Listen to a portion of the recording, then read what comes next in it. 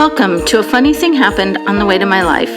This is the place to be for stories to inspire and uplift when life doesn't go according to our plans. I'm Laura Muirhead, your host and the reigning queen of A Funny Thing Happened on the Way to My Life. I can't wait to share the plot twist stories of my guests that will inspire and uplift you when life didn't follow the plan, right here on A Funny Thing Happened on the Way to My Life podcast. Hello and welcome to this episode of A Funny Thing Happened on the Way to My Life.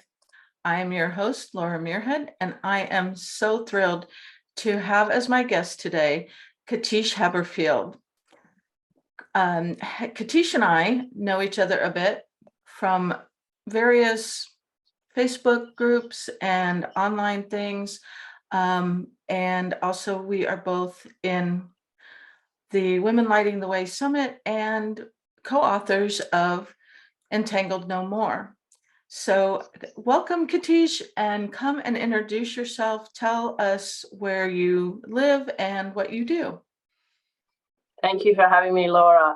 I've enjoyed listening to some of the other podcast episodes, by the way, so they've been really fascinating, and it's good to get to know some of the other authors and members of the Summit through your podcast interviews. So thank you for hosting other people on your podcast as well. So my name is Katische. I live in Brisbane in the state of Queensland in Australia, and I like to think I'm in the best place in Australia. We have a sunny, warm, tropical climate here.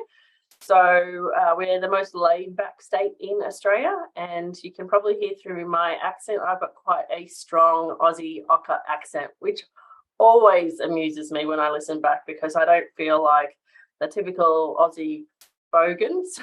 I'm always amused when I hear my voice and I think, boy, that's masculine. Boy, that's really Aussie Ocker. But that's who I am in this lifetime. I am a number of things, a spiritual regression therapist. And so that covers past life regression, future life progression, life between lives regression. And I also am a spirit releasement therapist, which we might get into a little bit later, and a medium, and now an author.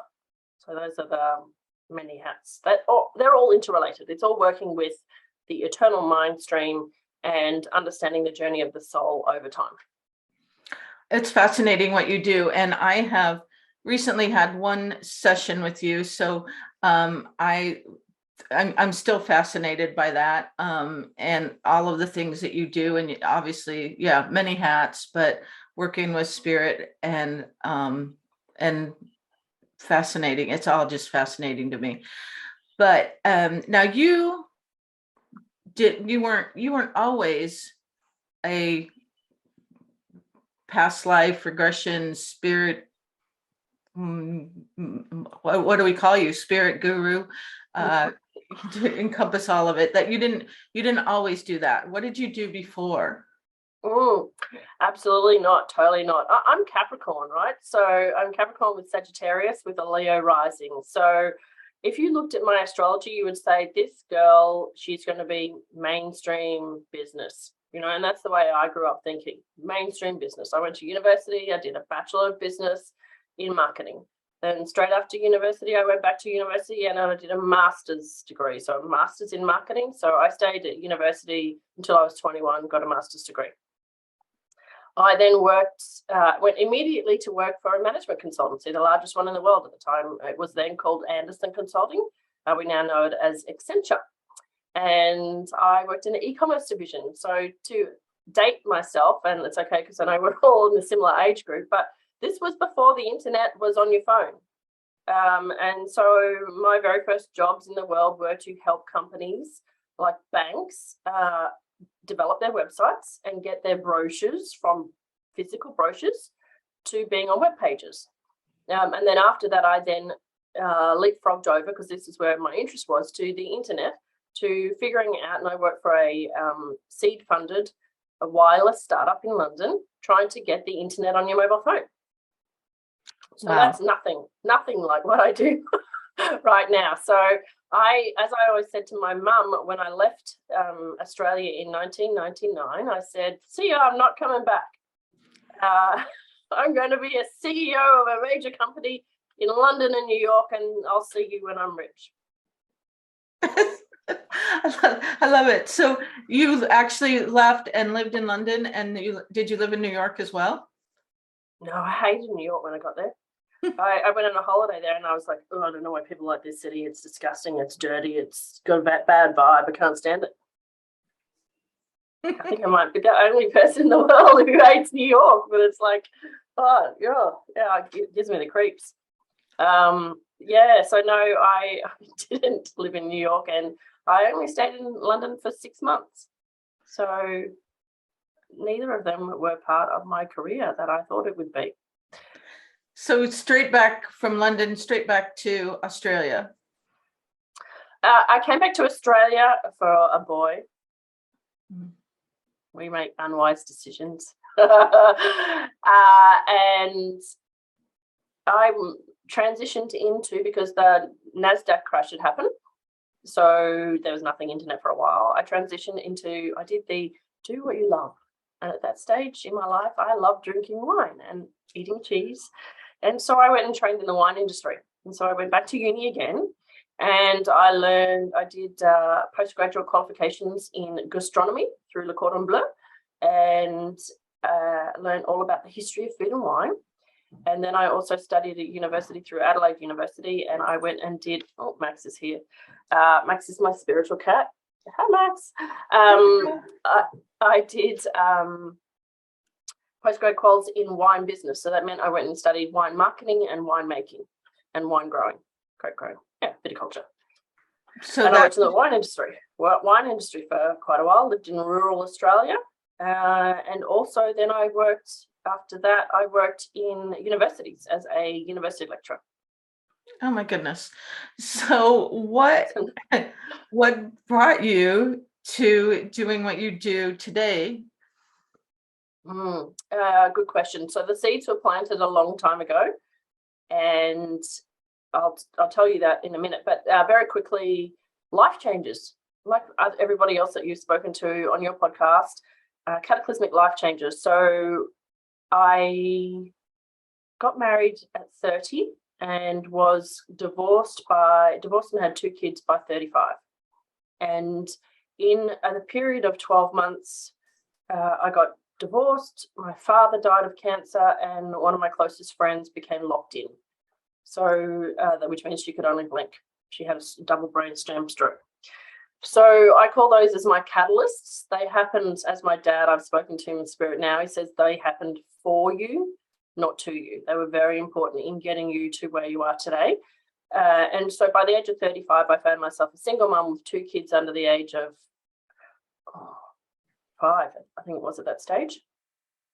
And I guess grappling with how do you honour your need to be a stay-at-home mum, because their dad lived away from us and was only home once a month. And how do I find myself? What do I want to do? How do I be a parent? How do I run a business? I didn't want to go back to work, and so I started the journey of trying different small businesses. And each different small business was an aspect of my personality, and I've been discovering that they are aspects of the soul over time. So I threw myself into photography, loved photography like you do, and I just really wanted to be in the middle of the forest and be left alone to take photos, because I saw the magic and the connection to spirit in the trees and in the clouds, and I was awed by the sunlight and the moss and all things, because it brought me out of my worries into the beauty of the moment. And I used to photograph every day and be in photo challenges just to help myself and others bring mindfulness to the beauty of the day, because it was how I got through being a single mum by myself. And the other thing that I threw myself into, which is kind of very cliche now, is essential oils. I think there's every woman out there got into essential oils, but I got into essential oils like ridiculously. It was something that I had an innate knowledge in. I couldn't explain why I knew all about the properties of plants. I couldn't understand why I could look at something and know immediately what it was good for. I couldn't understand why I never did maths or science at high school, but I couldn't understand why I immediately understood chemistry at this time in my life, why I understood the medicinal properties, why I could work. But I had one of these things where, so I was with doTERRA. I loved and understood the company, loved the people around me. I knew more than anybody I knew about essential oils. But could I make the business work? No. And it's nothing to do with doTERRA or the the network marketing scheme or anything like that. But what I've learned in hindsight, because I threw everything at that for 5 years. I got very well known for my abilities. And I helped people do lots of amazing things, like people with alopecia to completely grow back their hair, from no hair to growing back just in the power of essential oils. I had huge success with people with anxiety and all sorts of things. But the point of that was not actually for it to be in my life permanently. It was a transition to heighten my olfactory awareness. The wine was also olfactory, sensory, olfactory. To bring in my, what I call the spidey senses, which are your clairs. So, and to start to bring in rememberings. So the original studies in gastronomy were very, very important in helping bring back a past life memory, which was linked to overindulgence and in terms of the sensory, in terms of feasting, in terms of wine. The wine was linked to a very specific past life revelation from the time of Jesus. The essential oils was linked to a past life revelation from a Native American lifetime where I was a medicine woman. And I only found out about that because I did a past life regression for a client and I saw myself. I'm like, oh, hi, there we are. Good, right. And so each step in the journey, I've had a highly frustrating journey in having this Capricorn motivation, this gung-ho-ness, but the feeling of a sense of being cursed without knowing what that was, found what that was recently, a feeling of being blocked and a feeling of trying a million things and none of them working and wondering why. And what I've learned in hindsight is that each one of those were a remembering of skills from other lifetimes. And they were here to help get my clairs to the point where they need to be today to do what I do, but to not be the focus for this lifetime. It was like, you're allowed to remember these things and you're allowed to dabble in them, but then we want you to shift that back into the background so that we know that it's not what you're actually here for. We could let you do that, but we're not going to let you do that in this lifetime. You've got free will, you can keep trying it for 50 years, but you're never going to get success in that because that's not what you're here for. So yeah, I hope that sort of explains it. I think that I find it fascinating, and I love that that is what, you know, you were pulling from all these different things to be a stepping stone, to be a support for what you do now. I also always think it's really interesting when I have guests on my podcast that I find things that we have in common. So I also use essential oils besides the photography connection, and I also use doTERRA. And so and I'm also, you know, don't use it as far as the, you know, to its full extent. I use the essential oils. And so I find it fascinating, the connections that I end up having with people. But I love that this is that you've worn so many hats, but you realize that they are all a foundation for you to do what you do now. And, you know, being multi-passionate myself, sometimes you feel like, oh my gosh, now I'm doing this. What the heck? Why am I doing this now? Why am I doing this now? And I do, even in my own life, feel like all of those things help me now, or will help in the future, or have helped me in the past. I, you know, in some of my past things that I've done in this lifetime, where I've looked back a few years and said, oh, good thing I did that, and good thing I did that, and good thing I did that, because now I have the skills to do what I'm doing now. So I love that you said that. But anyway, so let's go on with your A Funny Thing Happened on the Way to My Life journey, because you definitely are weaving your way through different things here. Yeah, absolutely. So that led to sound healing. And you can see, for those who are listening, you won't be able to see, but those who are watching can see crystal singing bowls in the background. And I picked up the crystal singing bowls in COVID, and I got qualified in sound healing. Again, something that I've never been musically inclined in this lifetime, very musically inclined in other lifetimes. I have written music in other lifetimes that you can Google and find. Won't tell you who it is, but very musically inclined in other lifetimes. But the sound bowl, the crystal singing bowls brought in for me the ability to access the subconscious mind and take people on journeys, which were shamanic in style. Hello, Native American lifetime. And also, as soon as I began to use the singing bowls, I remember talking to Elena. I sent her a message when she was unwell, and I said to her, I've got this feeling that I could take people into a past life through the singing bowls. I said, because I knew she did do past life regression. And she's like, yeah, you can. I know you can. And I was like, all right, I'm just going to go for it. And I did. And from that moment on, I was like, it was like this quantum leap into, oh, I know how to do this. And I'm really good at it, actually. And it began from there. But what I wanted to talk about on the podcast today was an example of how I really enjoyed listening to Sam Young's episode, and how she talked about her travels to Egypt. And like her, I'm fascinated with Egypt. I've never wanted to travel there like you. I've never wanted to travel there, but I wanted to share a travel story that links in with my journey. So sometimes my mind can go all over the place. It's a bit like Russell Crowe in A Beautiful Mind, and it's like you could put pins everywhere and string and try and follow the logic. And it's very difficult for me to make things simple because I can see the connections, and my brain works in a way where I am constantly trying to find and analyze and find proof for things that are spiritual. But anyway, back to the travel. So back in 1996, after I almost finished, halfway through my master's degree, I was turning 21. And for my 21st birthday, my parents, instead of throwing a huge party, they gave me a ticket to go backpacking around Europe. And so I went backpacking around Europe with my friend, who is the one that became locked in. And we went to London, as you do. All Aussies go to London at the very beginning of the trip. And I have this postcard. For some of you who cannot see this, it's dated Monday the 18th of the 11th, 1996.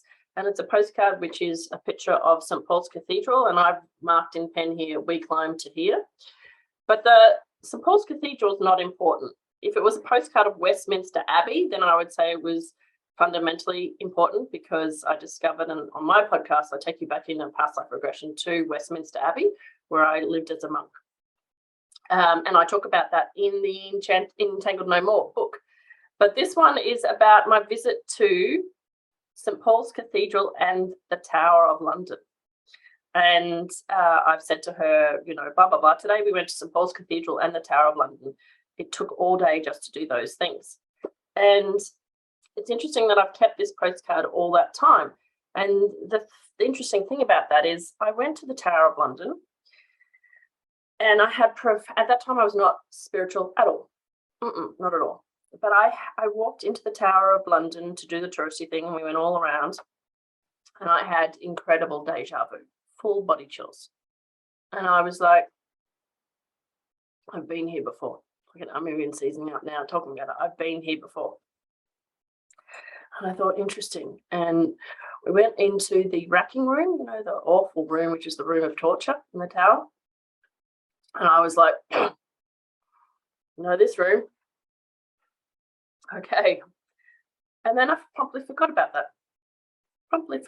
Never thought about it again, other than I was like, like a lot of girls, oh, maybe I'm Anne Boleyn.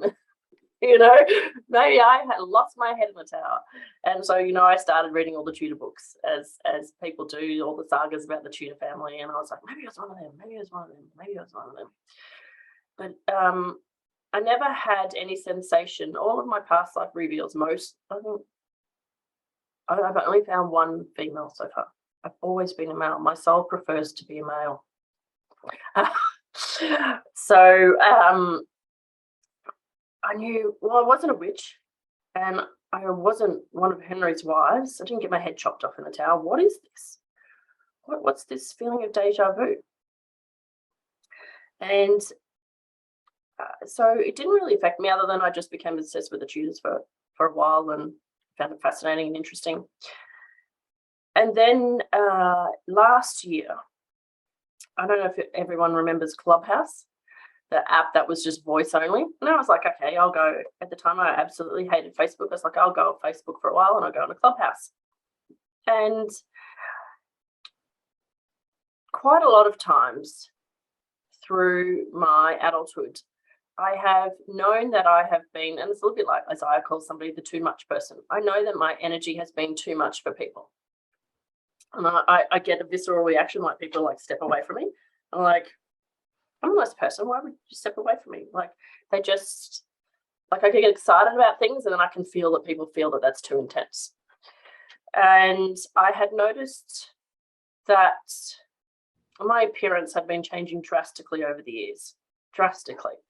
And that my feelings of happiness changed dramatically according to how my hair was, what color it was, and the length that it was. And that you could see this in who I was in photos over times. And I've always been happiest as a blonde.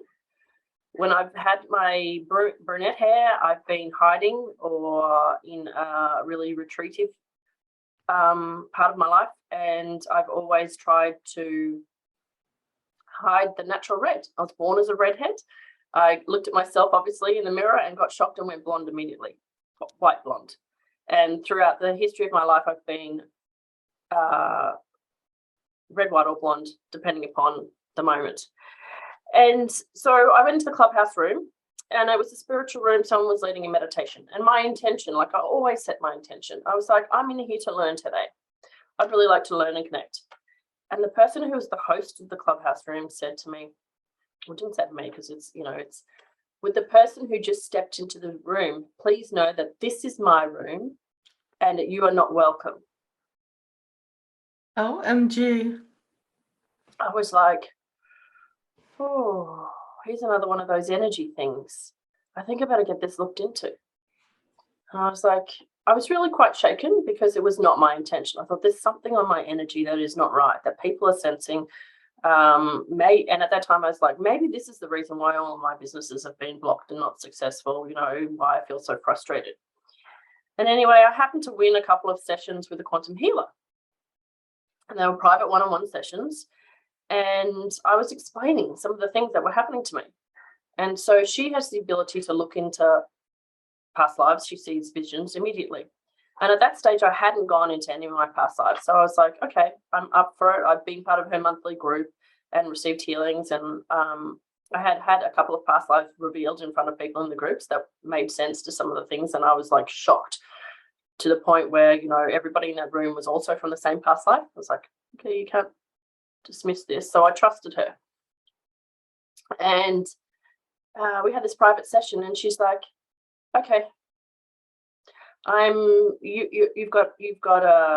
you're possessed. You have got a past life possession. And I'm like, what's that? She's like, well, there's a former version of you that is attached to you currently. You have a spirit attachment. And you've had this spirit since birth and you have worked together harmoniously. You're like twins, like conjoined twins. But he has been affecting your appearance.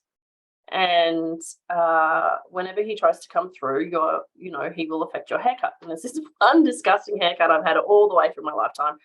And I was like, yeah, okay. I feel that. And anyway, cut a long story short, she tried to remove him. And it was a very forceful thing with using, your hands on your jaw and this immense pressure to get rid of him. Let's say it didn't work. And let's say that she didn't mean to, but her perception was clouded by who she thought he was. She said that he was a sorcerer. He was an evil black magician. And so immediately you can imagine my ego just went, and I was like, I'm a bad person? I'm an evil sorcerer? Like, what? And I believed it. And it began to affect my business. And she told me that, he had taught me everything I knew, included the sound healing, and I shut down the sound healing side of my business, and I was really quite affected. And I was like, oh, I was upfront with my clients. I said, you haven't been harmed, but, I just want to let you know that this happened. Anyway, I then had a guest on my podcast, and the guest, her name was Tina, and Tina is a ghost helper. She helps ghosts cross over. And then I had a lovely chat with her on the podcast. And I was like, just a really good interview. And she explained all about it. And I said to her, by this stage I was doing past life regressions. And I said to her, the reason why I contacted you to come on this podcast is because I was searching how to cross over ghosts, because I was doing some past life regressions and these ghosts came into my house. The cat alerted me, and I was like, how to get rid of ghosts, because I knew that there were ghosts in my house. And so I found you, Tina. So thank you for the prayer, and you showed me how to cross them over. And guess what? I can cross over ghosts with your prayer. And thought nothing more of it. But when I went to email her the file, because she was very insistent, she's a lovely lady, but she's military background, so she's very insistent. And she's like, I need a copy of the audio and the video. I'm like, nobody's ever asked me for a copy of the audio and the video, and I'm putting it on my podcast. I was like, oh, okay, boundaries, but yeah, rightio, whatever. I could not get the file to go. And she's getting more and more agitated with me, like, why aren't you sending me the file? I'm like, and I finally said to her, Tina, I am not doing anything wrong here. Here's a screenshot of all the times I've tried to send you these files. I am willing to cooperate. You can have everything. I don't care anymore. And she's like, oh, I'm so sorry. We have interference. And I said, okay then. I said, well, I know what it is. My fellow is back. And she said, okay, all right. And she was very, very generous with me, and she gave me a private one-on-one session to remove the attachment. And she's a very kind soul, and she crossed him over. But it was a really difficult experience for me, because it was done by force. And so what happens is that the method that Tina uses it, she does it via audio. I can't even see her, and she has a whole set of procedures which work for her to bring the spirit into like a net. It's like trapping them. And because I had told her that I was told that it was a sorcerer, a black magician, she tried nicely. She said, we're going to try and get the story. And then she had in her mind that he was evil, because that's what I told her. And so she ended up using spiritual force to exorcise him, so to speak. And it worked, but I felt violated at the end. I literally felt violated. From that moment, I was like, there's got to be a better way to do this. And that was just processing in the back of my mind. As soon as he left my body, I bought a house opposite a hospital, which is the equivalent of buying a house opposite the cemetery, let me tell you that. And suddenly, at sunrise to sunset, I had spirits coming in my house all day, every day. Luckily, my children were away for a few weeks with their dad traveling, but the cat and I were almost beside ourselves with the process of crossing over spirits, everyone from around here. And I was like, Tina, help me, help me. She's like, you've got to raise your vibration and learn how to do this on your own. And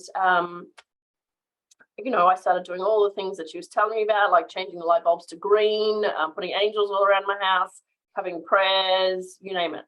And eventually I ended up doing some of my own past life regression sessions with Cindy Porter, who's another one of our colleagues.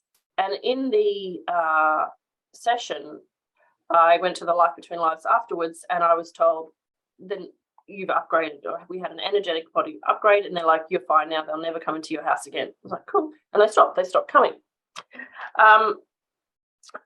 So I had no spirit attachment anymore, and I was fine. I could suddenly cross over people. The link to the Tower of London is that then I started to get really visceral memories of the Tower of London. Okay, so I would see myself as this figure in a long coat and boots, and I would see him going into the Tower of London, and I would black out and scream because of the torture that was being conducted. And I was like, this is still not the right pieces of information. I haven't got the full life Was I a baddie? Was I a goodie? You know, I've got this summit coming up where I'm supposed to tell my story. I want to talk about the good fun stuff, which is about how I help find people in graveyards now and spirits and cross them over, how my friend Harry, the ghost, who's now not a ghost anymore, as a little boy, helps me find lost children. I want to get to that, but I need to know about this sorcerer. Like, really, was I bad? Was he a bad person? Why was he attached to me? And what's the deal with the Tower of London? And literally, it's been really plaguing my mind to try and put the pieces together. My mind needs to understand the sequence, the linkages, the why this happened to me. And I suddenly began to sense and know when people hadn't crossed over themselves in past lives. I started doing sessions with Cindy where we would have to go back to a lifetime for the distinct purpose of crossing myself over. So when the soul is created, each petal, I like to think of as a flower. You have the flower, which is the center, which is the soul, and each petal is a different incarnation. Now, the soul can send off a new incarnation at any time. It doesn't have to wait for the soul to come back, the last petal to come back and be reintegrated. It can send 10 off simultaneously, whatever the soul needs. So it was a big learning curve for me to know that I could be here right now in the physical and still have a number of incarnations who hadn't crossed over. They were haunting locations. And so I would go back and find myself and cross myself over. And I was still like, there's something going on with this dude. What's the story? What's happened? And so we finally last week, this is really fresh, hot off, nobody in the world knows. And I've been like really anxious to get this part of the story out. But last week we went back in time to the Tower of London to find out what happened. And I had known that this fellow in my heart was a good man.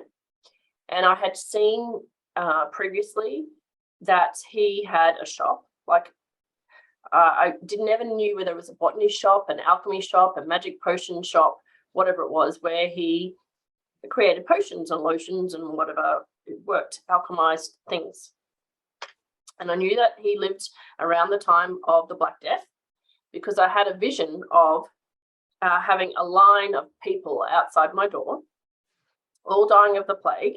And I knew that I was the king's herbalist, botanist, alchemist, whatever it was. I knew that I worked only for the king, but that I helped people on the side. And I had this clear vision that one day, like, the king was an ass. And I know which king it is as well. If you go Google, you'll figure out which Edward it is, and it's the Black Death. And I knew that I had to report to him every day and help. And he has a child that actually ended up dying of a plague because you can't help when they've got the plague. And I stepped. The king was being a real pain in the ass, and I had this queue of people. And I know that my soul is compassionate, right? And I was so frustrated and agitated that day that in a moment I knew that these people were in my way. They were all dying anyway. I wanted to put them out of their suffering. I knew it was compassionate. And a book appeared in my shelf. And I knew that I was told never to touch or open this book. And in my moment of frustration and anger, I grabbed the book. No, I didn't even grab the book. It was like the words floated off the pages of the book and into my brain. And I said an incantation. And these people outside my shop, studio, workshop died. They all went straight up. And so I knew that I had just killed all of these people in order to get to the king in time. But I knew that I had eased them out of their suffering because they were going to die anyway. So I thought, oh, is that the bad part of me?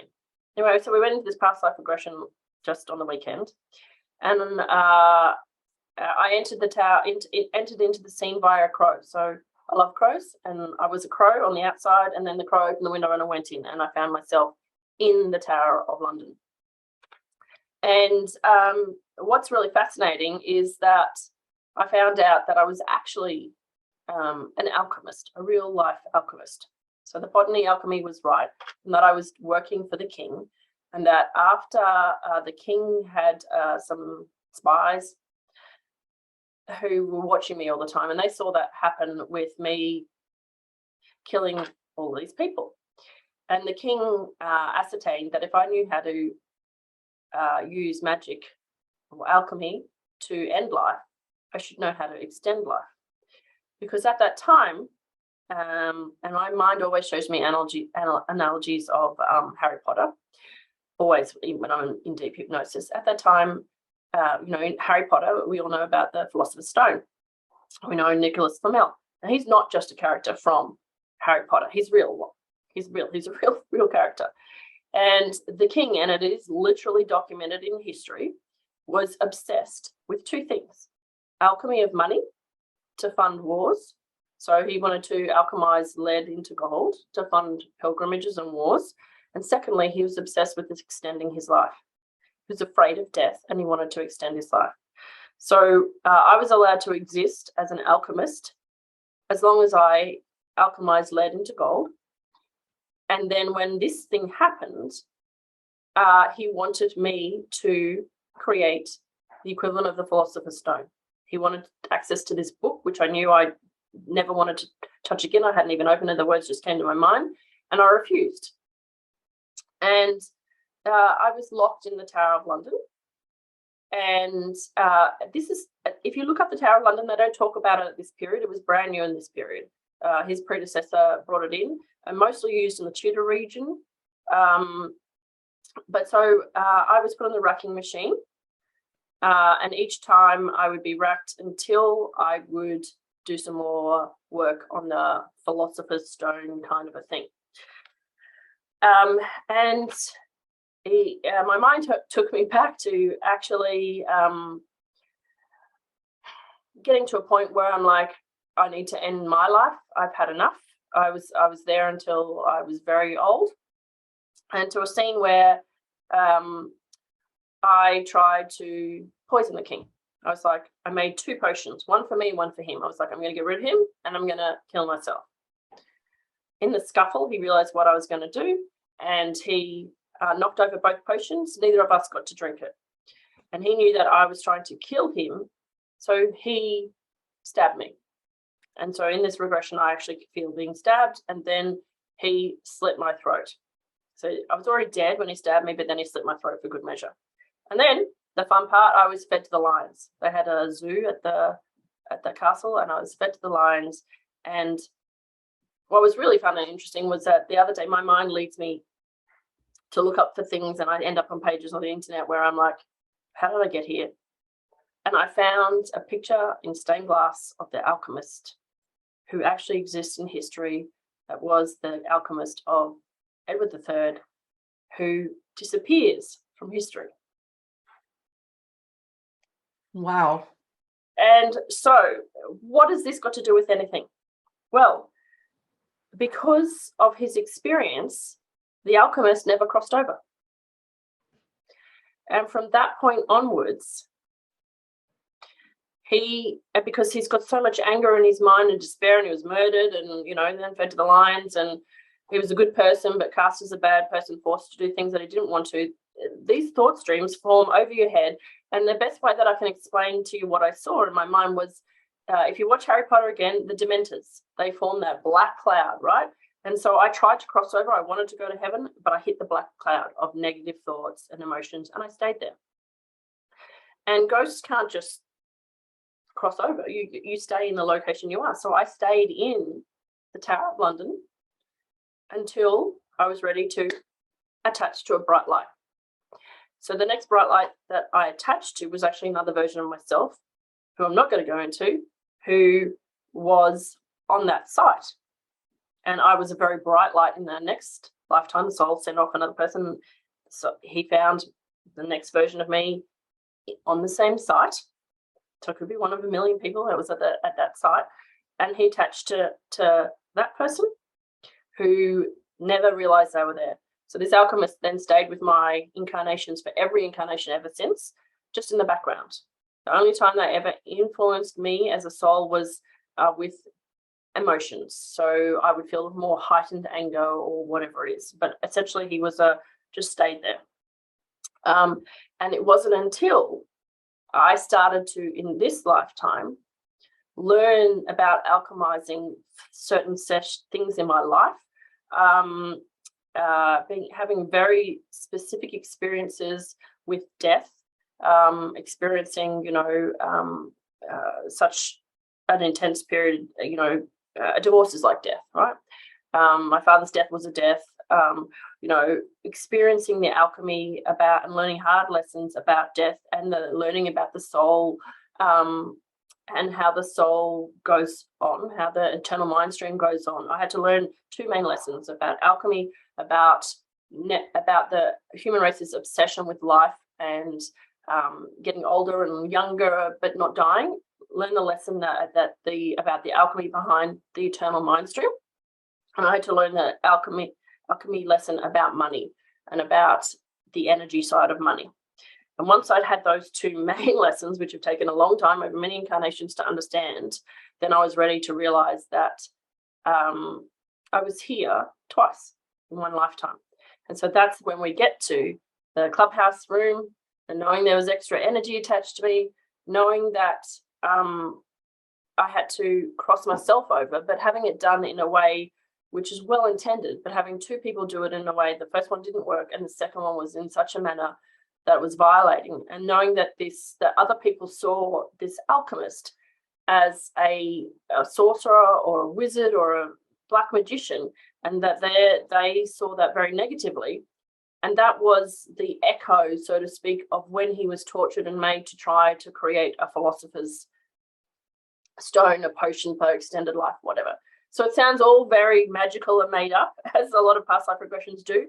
But when you can see the memories in your mind, when you've had the physical experience of people experiencing negative projections of your energy and knowing that you're not negative, and then being taken in, being able to see yourself get to a room where you're being tortured but having that blacked out, and then being able to see, like a movie, the experience of yourself in the Tower of London, and then being able to go to the history books and go, I have a picture of myself on a stained glass window.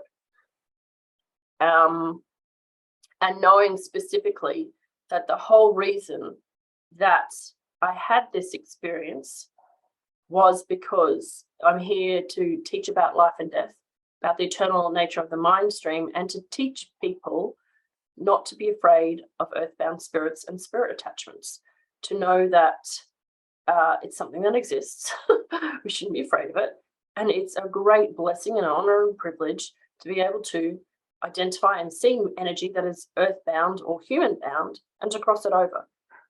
And that my journey of my soul since the beginning of time, where I have had these countless different examples of not crossing over, has been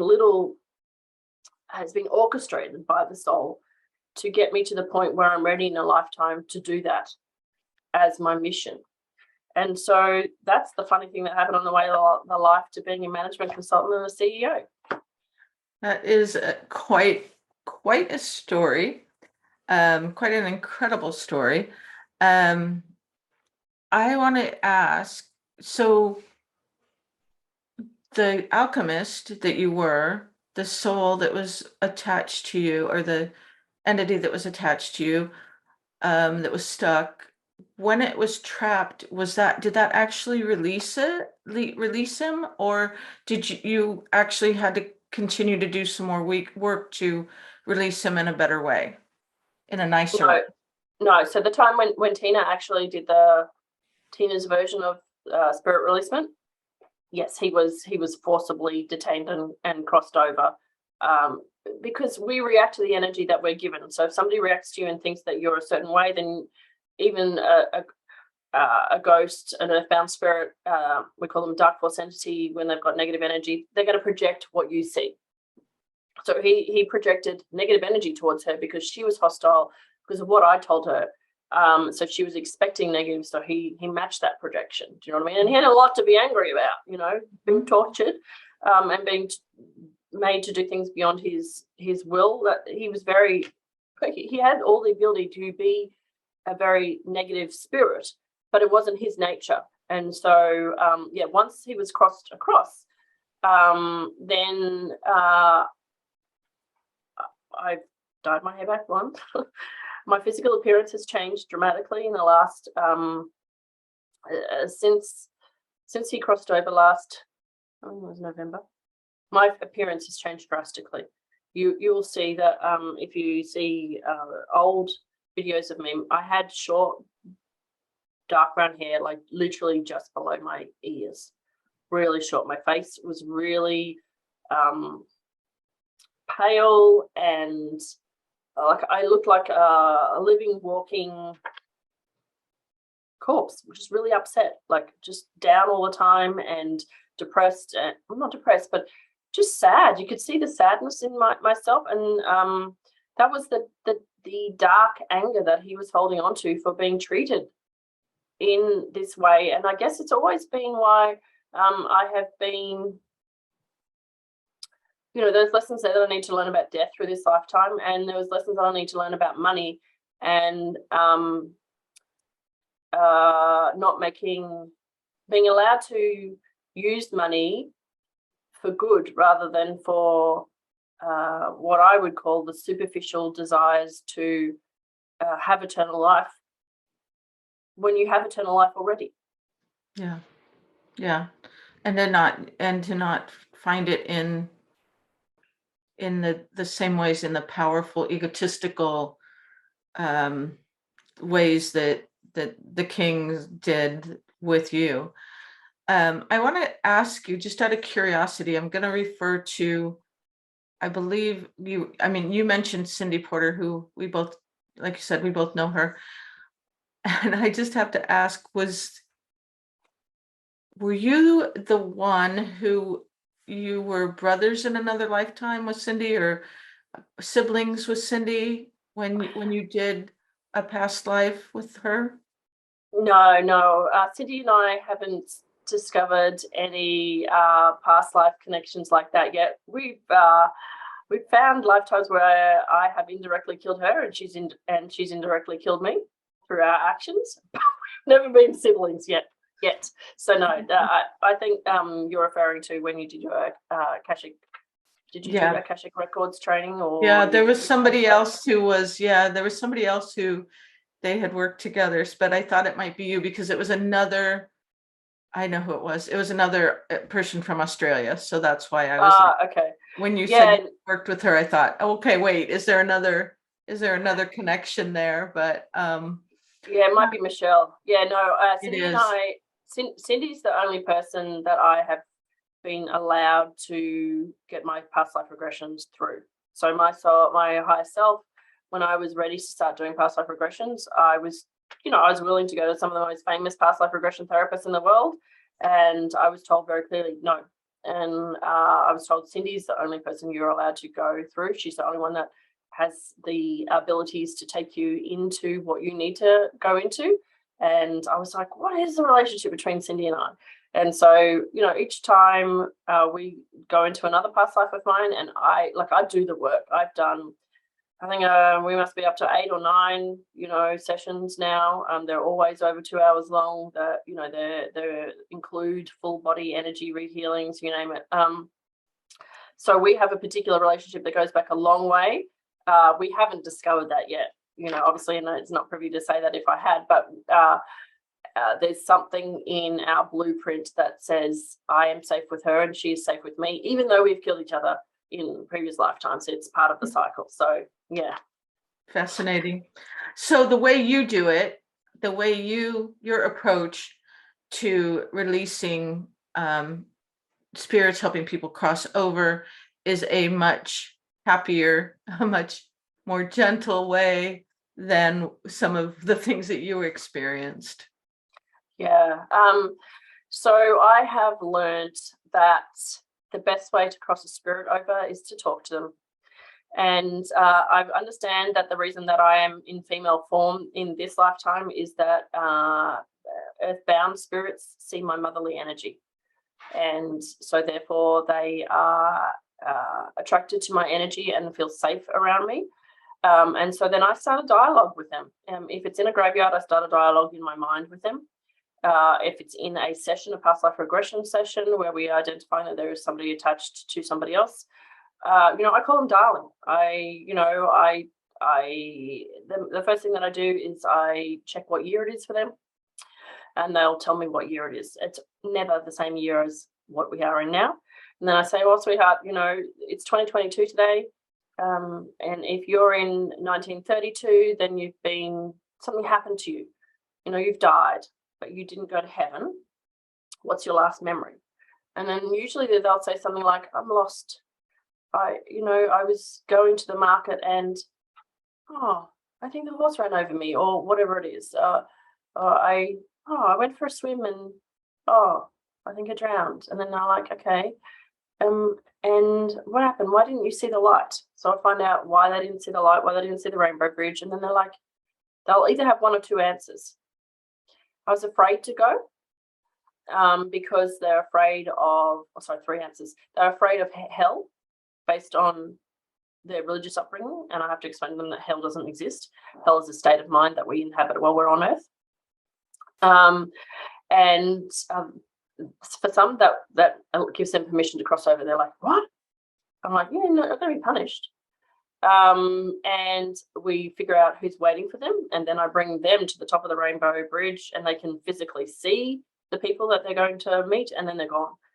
Others, they didn't want to cross over because they attached to a person because they wanted to protect them. So it's a loved one, a mother, a father, a child, a grandchild. They are worried about them, or they have huge guilt. I did something bad to them in this lifetime, I need to make it up to them. Or I committed suicide and I didn't realize how much it would affect them, so I'm trying to help them. And so when that happens, then I need to explain to them that whilst that is an honorable desire, by being attached to them, they're draining the human that they're attached to of their human energy. They're influencing their thoughts, and they're not allowed to, it impacts their grieving process. So if they knew them personally, they just say it was a grandmother who's attached to the granddaughter. What you have to tell them is that, well, everybody in your family, whoever knew you in that lifetime, hasn't finished their grieving process yet. And we need them to finish their grieving process, and we need you to finish your grieving process for the life that you have. We need you to have a life review so that you can understand why you had that life, what lessons you learned, who you are not as a result of that lifetime. You learn truths about your soul, and we learn mostly what we're not. Then, you know, for some of them, I get flashes and visions that they've got a very important journey waiting for them, or they have a very important piece of training to do up in their life between lives, or they have a very important piece of healing. So I'll see, it'd be like, well, actually, Jesus is waiting for you. He needs to do this, or they're waiting for you to go reincarnate again, but you need to go get healing. And when I explain that to them, they're like, oh, okay. The very rarest cases are where the soul is so angry, that this being is so angry, about what happened to them, that they've become mostly dark energy. They're fearful and dark energy, and that's when they pretend to be a dark force entity. And what we have to do then is we have to show them that they are a being of core white light. If they check to their inner, there is no such thing as dark energy. It's just misguided thoughts, and that they are pure source energy.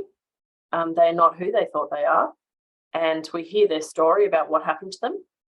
We hear all their reservations and their issues, and then we show them the light and explain the healing process, that they are a wonderful person, and we bless them and we cross them over. So it's about dialogue. It's about respecting the individual that hasn't crossed over. It's about understanding them as a human being, that they were once human being. It's about respecting that we're witnessing their story. Nobody has ever heard their story before. And you treat them like you would a child, like your own child, and you treat them with utmost compassion and mercy, and you listen to them. And I have never had a spirit attack me, whereas other people who do spirit releasement, they get attacked. I don't need to use lotions or potions or exorcisms or spells, because I respect the entity, the human being that is there. I respect them deeply. I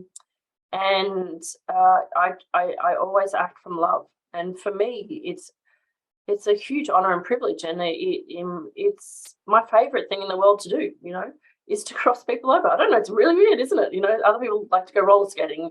I like to cross souls over because it gives me